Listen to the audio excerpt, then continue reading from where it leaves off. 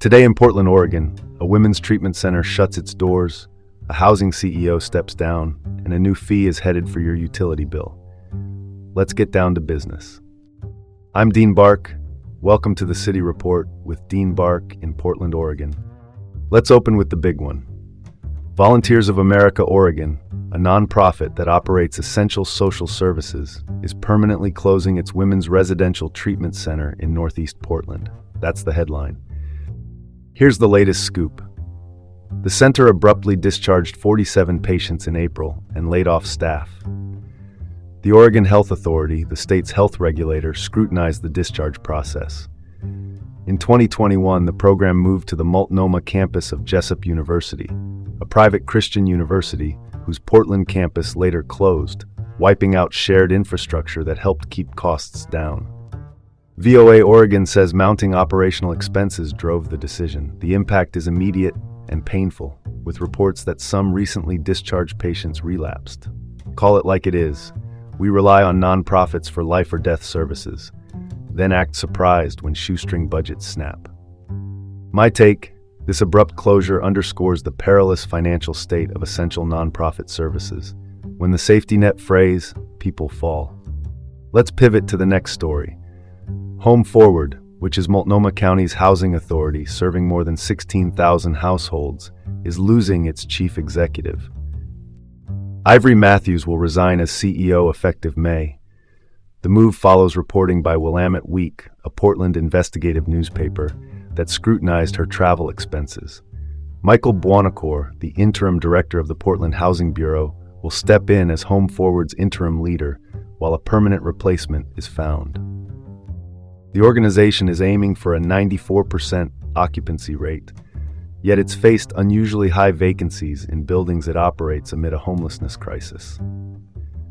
Well, that's one way to look at a capacity problem, but it doesn't square with the need on our streets. Opinion, short and sweet. Maintaining public trust requires transparency and proactive accountability. You do not expense your credibility and expect a refund. Moving on. Portland City Council, the city's legislative body, just held its first formal oversight hearing to probe unbudgeted housing funds that surfaced late last year.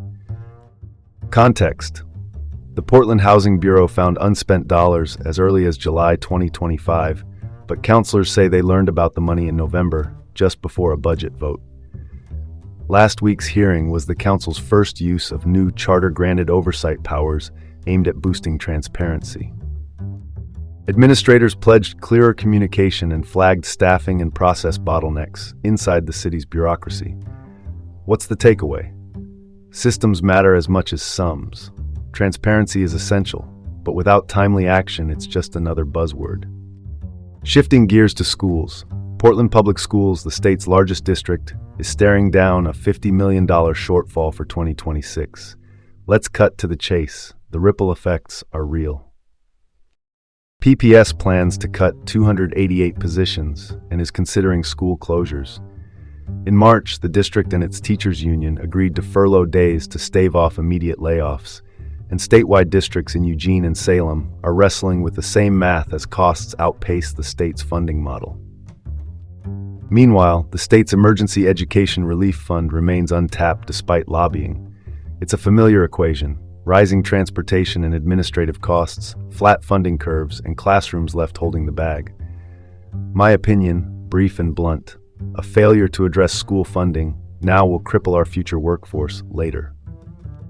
All right, next topic. PBRT, which is the Portland Bureau of Transportation, just got a new revenue stream after years of debate. City Council voted 9-3 to adopt a transportation utility fee starting January 2027.